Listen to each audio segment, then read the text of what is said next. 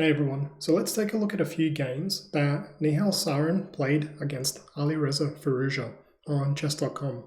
These were blitz games, and they showed just how tactically sharp Nihal Sarin is. Let's get straight into the games.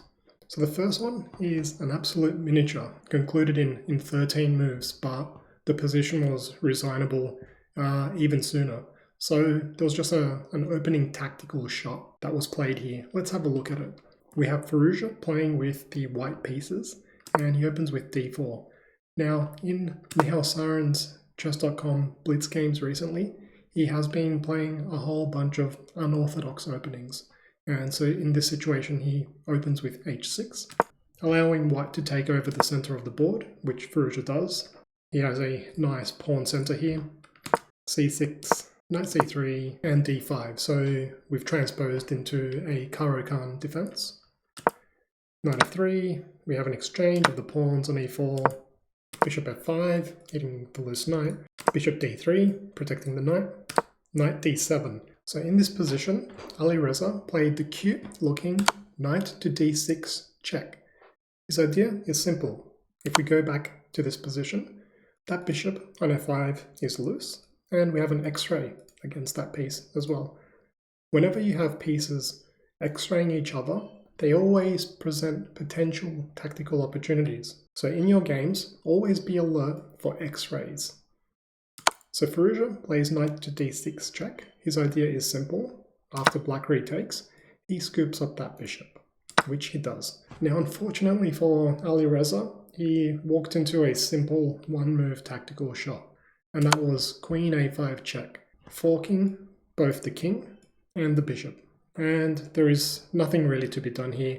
There is no way to protect that piece. He plays c3 and the queen picks up that piece. They played on a few more moves, but Alireza eventually resigned on move 13. This tactical pattern is something that you really need to be aware of. I have seen a lot of club players fall for this same type of pattern, and it happens in many different openings. The idea is simple though, if we go back to this starting position here. So you need to be very aware whenever you see a loose piece, either on the 5th rank or the 4th rank, you need to be very aware of the possibility of a queen landing on a5 as black or a queen landing on a4 as white. This pattern also appears in many other openings, such as the Sicilian defense. Let's quickly take a look at a position so I can show you how that plays out. Okay, let's quickly have a look at that pattern. White plays e4, c5, we've got a Sicilian defense, knight f3, let's say something like a6, d4, we take, and now we have an open Sicilian structure. And now in this position here, black can actually play knight f6, and white players very frequently at the club level will say, hey, I can advance my pawn and strike your knight and force you to retreat. But remember that pattern. We have a loose piece on one of these ranks. This pawn here is now loose. And we have queen to a5 check and picking up that pawn. So this pattern is something that you really need to have drilled into your memory as it comes up a lot. Okay, let's get into our second game now. This one is a much longer game, goes for about 40 odd moves. It is relatively quiet and uneventful in the opening stage of the game, but things spice up dramatically when we get into the middle game, and we get some nice explosive tactics that are quite instructive, and I think a lot of club players can learn from this tactical shot. Let's have a look at the game. Nihal being Nihal starts with h3, looking to keep things somewhat unorthodox. Firouzja goes for a kingside fianchetto setup, and Nihal goes for a fairly tame and quiet approach, not looking to advance c4 and d4, which would transpose into either a Grenfell or mainline King's Indian. He plays c3 and looking to keep things relatively quiet and untheoretical for the opening stage. Bishop g7, d4, e5, striking at that white central structure. We have an exchange, the knight comes out, attacking the bishop drops back. Bishop g5, attacking the queen. Firouzja develops and prepares himself for castling. Knight d2, d5, taking some space in the center of the board himself here, Firouzja.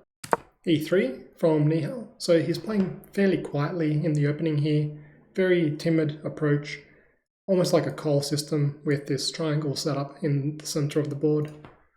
Castles, bishop d3, rook e8, castles, knight d7, rook e1. So we're going through these opening moves relatively quickly as there's nothing too groundbreaking here. Both players are simply developing their pieces and seeing how the battle lines play out. c6, a4, a5, bishop c2, queen b6. So now we're starting to get some actual action and threats. Black is hitting that loose pawn on b2. White defends it by sliding his queen across, and knight c5. So we can now see some of these light squares in White's camp are a bit tender, especially d3. Nihal exchanges his bishop off for the knight and jumps into d4 with his knight. A very nice looking piece here. Bishop d7, completing his development, connecting his rooks, and rook b1. It is quite clear that White is looking for action on the queen side, as he has essentially his entire army focused on that side of the board. If he can create some open lines, he should be able to storm through here on the queen side due to the sheer firepower that he has on that part of the board. Alireza slides his queen across to a6. We're now hitting this weak square on d3, and not only is it a weak square, if we manage to get our knight into d3, we would be forking the queen and the rook, which would force an exchange of that light squared bishop, which is a very nice piece. Nihal moves his queen to avoid that fork, and now when the knight jumps in, he simply moves his rook out of the way.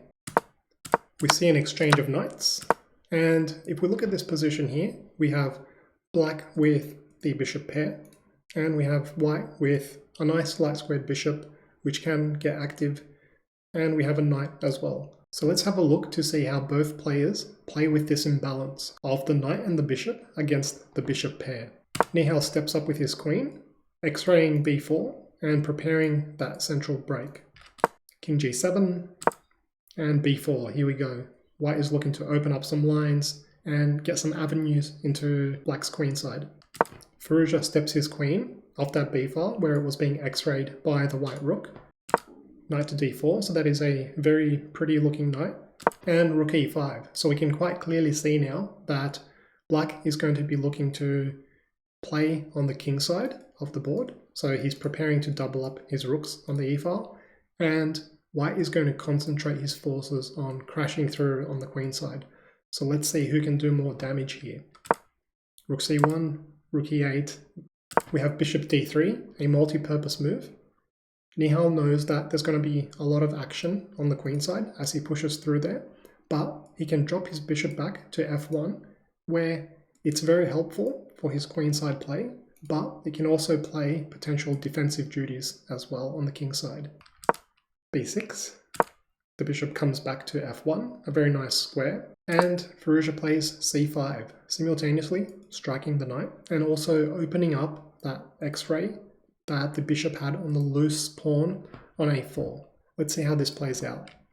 We have an exchange of pawns, and the white knight jumps into b4, a very nice looking outpost here, and also hitting the black queen.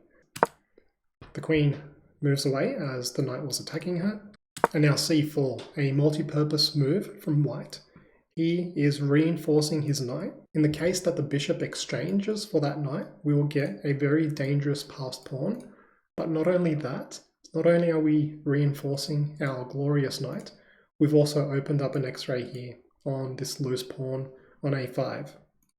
We have bishop to f5, hitting the rook. Most mortals, myself included, would simply move this rook away, but have a look at this. He simply takes that central pawn on d5, sacrificing the exchange.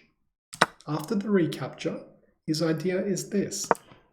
When black starts piling up on this pawn, he can reinforce it with bishop to c4.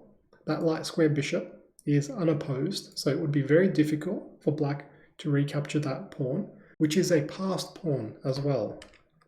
Striking at the bishop, queen to d3, simply protecting, and Alireza swings his rook across to the h-file, so looking at potentially storming forward with his g-pawn and creating some sort of imbalances and opening up some lines on the king side.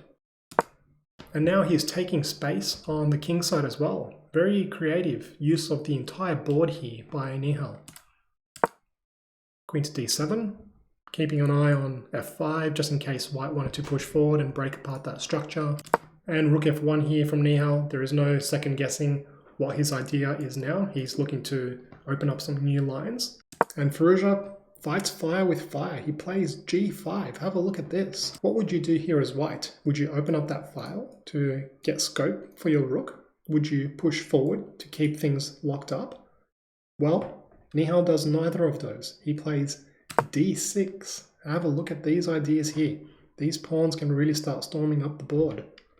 Firouzja pushes forward with g5, looking to open up some new lines. And now a very nice defensive idea here from Nihal. He plays this very calmly, the simple and quiet king to h2. The idea is simple.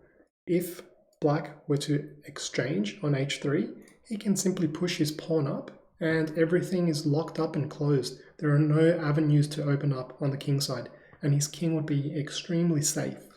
A very nice defensive idea here. Something for you to remember for your games. Firouzja drops back to h6, and white starts rolling forward with his pawns. If he starts connecting these guys up and continuing to roll them, this could be a very big problem for the endgame. We see an exchange on h3, and now Nihal's idea.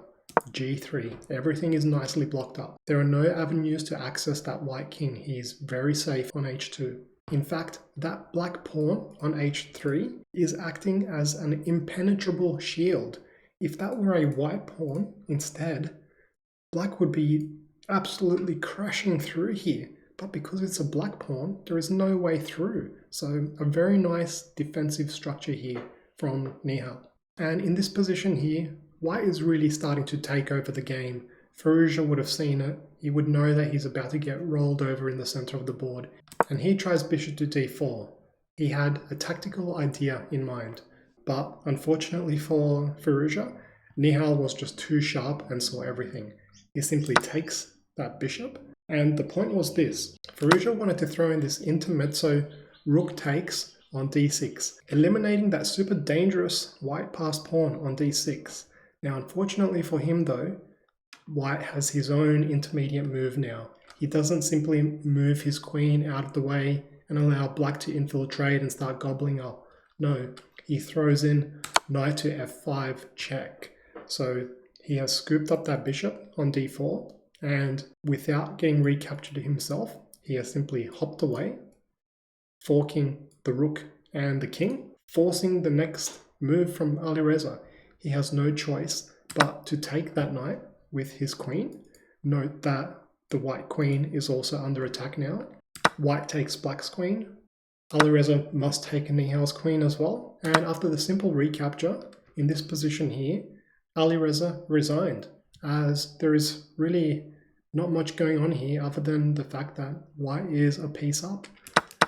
When we come back to this position here, after bishop to d4, he simply snaps that piece off the board and just rescues his knight. So he scooped up that piece, and after the intermediate rook capture, he simply hops right out of there. Hopping in, picking up the bishop, and then hopping straight out. How good is that? So some very interesting tactical games here by Nihal Sarin on chess.com, and I hope that everyone here has enjoyed the videos today. Thank you for watching.